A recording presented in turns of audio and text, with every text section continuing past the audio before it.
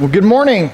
Good morning. Welcome to Bastrop Christian Church. We are glad that you are here. We're going to be in Matthew chapter 13. While you're turning there, Matthew 13, maybe you've heard the story, I hadn't, about the couple that had been married more than 60 years. They had shared everything. They talked about everything. They didn't really have any secrets that they kept from one another, except that the wife had, she had a locked chest, like a wooden chest that she had kept on the top of her closet, and she had told her husband, never open or ask about this chest. And for all these years, he had never thought about the chest, but one day his wife became sick, and the doctor said, all right, well, there's not much we can do. She's probably not going to recover. And he began to try to sort out their affairs, and the old man, he brought down his wife's chest, and he took it to her bedside. And she agreed that it was time to open the chest, and so that he could know what was inside, what was the contents inside the chest. And when he opened it, he found something rather unusual. He found 2 crocheted dolls and a stack of money that came out to around $95,000.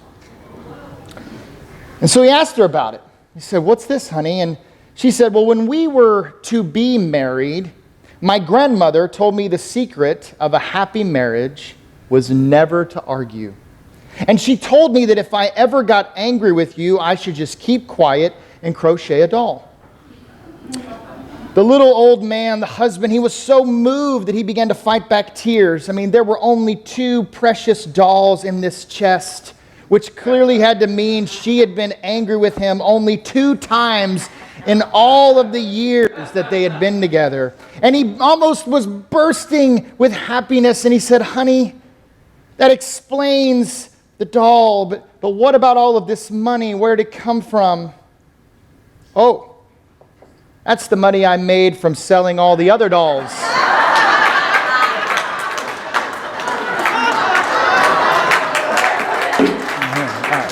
Great.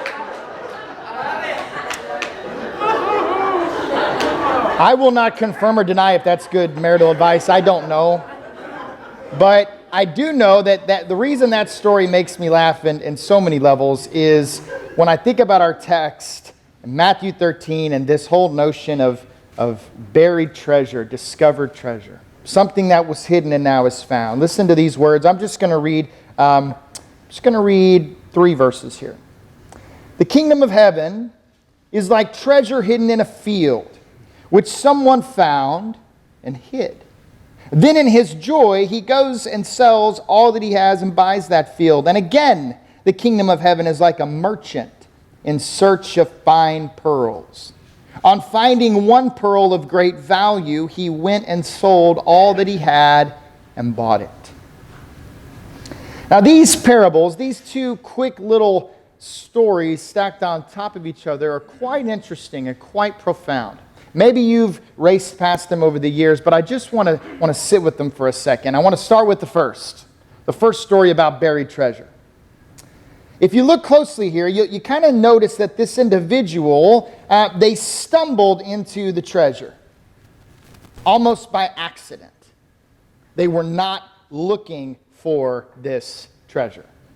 It's sort of like Jed Clampett from the Beverly Hillbillies, right? Or winning the lottery. You found it and you didn't mean to, but you just did. And we don't know specifically what the treasure is, but we do know that it was hidden. And it brought great joy when it was discovered. And so this person now, they have a field and they have the hidden treasure that's in the field. They have 2 things, right? So they sold everything, but they have 2 things, right? They have the field and they have the place where the treasure is buried. Second parable. There's a merchant. And this merchant is actively seeking and searching for fine pearls. And I need you to kind of help me understand this a little bit. Let's understand this together. Merchants don't have the most respectable occupation in Jesus' day. And we've been influenced to think that they perhaps do, maybe through great stories through the years of like the Merchant of Venice, or maybe we just think because Jesus mentions a merchant here that somehow gives credit to it, but they really don't. And about the best comparison I can think of, and I don't mean this to sound offensive. I don't know what your relationship has been with, but just sort of the uneasiness that comes maybe with like a pawn shop owner. A pawn shop owner. Maybe even like the Harrison family. I don't mean maybe a local pawn shop. I mean like if you've ever seen the show about the Las Vegas family who does the pawn shop enterprises, Pawn Stars, that family.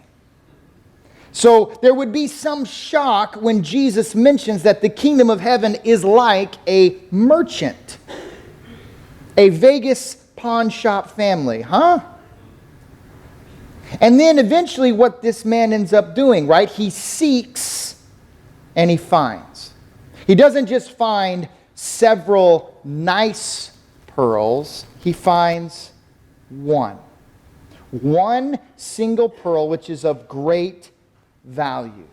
And he sells all that he has for this one item. This is all he has left. He's just holding this single pearl.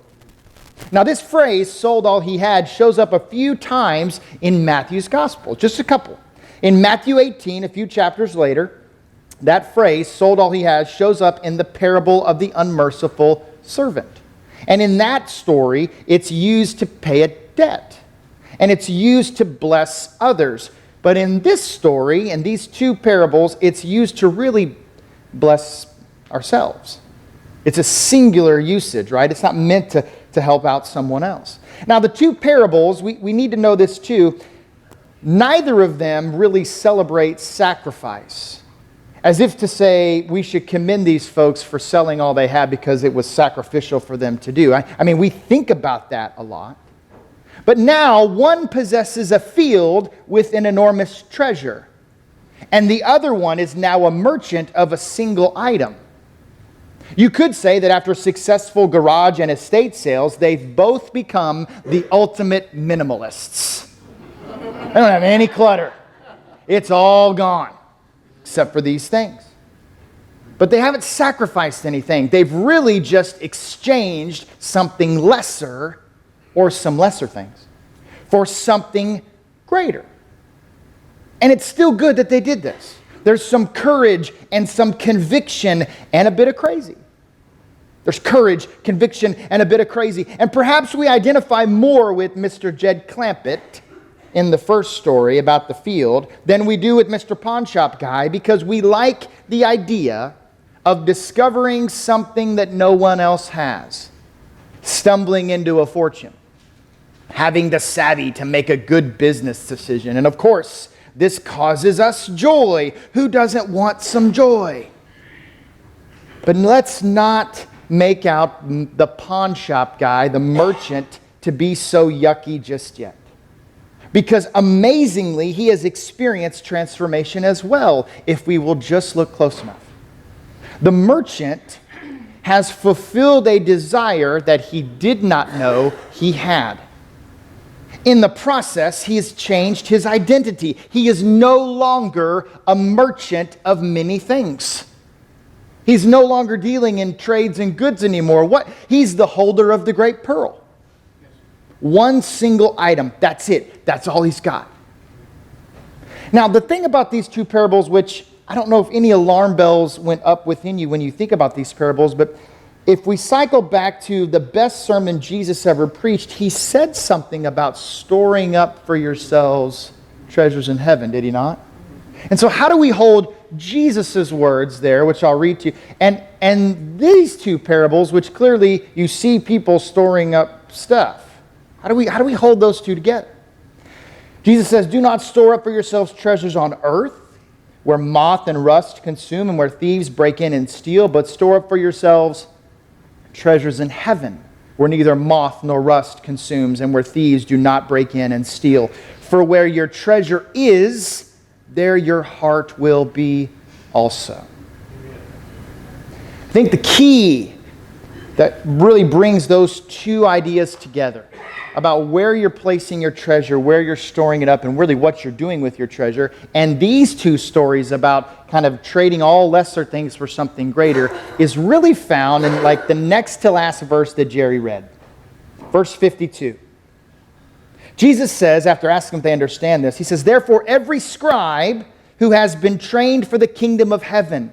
And you need to know that that's like not some other professional. Most folks agree that he's kind of talking to his followers here. Anyone who would come after him. They are like the master of a household who brings out of his treasure what is new and what is old. Something old, something new. There's a song written about that, right? There's good like familial marriage birth language about that, right? Something old, something new. And I think that's interesting when we think about in the previous chapter when Jesus, Matthew 12, Jesus is talking about fruit, and he says the good person brings good things out of good treasure, and the evil person brings evil things out of an evil treasure. Something going on here with treasure and movement and what we do with it or don't do with it. And now comes the point where I ask you to say a strange word to your neighbor. Because this word, bringing out, bringing forth, is a word that shows up almost a couple dozen times in Matthew's gospel. And it's always like a really intense word. The word is ekbalo. So turn to your neighbor. Try not to breathe on him or say ekbalo. Ekbalo. Now, that's very tame for our church, ekbalo, because in Matthew's gospel, ekbalo comes out a lot when Jesus is having his disciples or himself casting out demons. Like this is the word for cast out. It's also the word for to bring forth, to send out. Something is leaving one space and going to another space. And it's used in an intense way when there's this exorcism of demons, right? But it's used in a beautiful way when we think about treasure. Something that is being brought forth from what is here and it is going that direction. It's moving from what I have stored up and it's going out into the world. It's rooted in the old and it's bearing new, fresh fruit in the kingdom. Now, deep down, we've seen some of this in our everyday lives. And let me give you a couple examples just from the right part of my brain. If you've ever been to see like your favorite musician or band, right? And they have some tenure. This isn't like their first concert they've ever done, but like you've been to see them and maybe they're pretty classic. You know that the draw and the appeal is to go hear them sing their hits, right? And how they even orchestrate their playlist is going to bring the audience along. From the start, we're going to end with the great finale. But what happens along the way? You don't just have the classic songs and the crowd favorites, but you often get this language. And now we're going to play a few songs off our upcoming album. Songs you might have never heard. You might hear them say, would it be all right if we played some new music? And what they have done in a successful way is they have drawn in a packed stadium off of something old so that they can bring out something new. And then eventually the new songs they joined the repertoire of old classic songs because something that is a classic was always once new.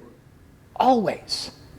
Nothing ever came out like, oh, we even say it, that's an instant classic, but it's still new. If you've ever been to see a theater production or a musical, it's the same story. It's mostly the same music, but things have changed ever so slightly. There's a different venue, a different cast. It's a similar experience, but it's rooted in the old, and yet it's new and it's fresh. Some questions I have when I think about these two parables, which bring it home for me personally and for our church, as we're trying to be disciples together, as we're trying to be like these folks here and be followers of Jesus. What is hidden? Have you discovered it yet? Do you know that it might just be treasure? How does what is hidden and discovered bring you joy? What are you seeking? What do you really want? Why does it have great value to you? And is it worth letting go of lesser things for its greatness? What has your ultimate concern? Do you know what others in your life what their ultimate concerns are.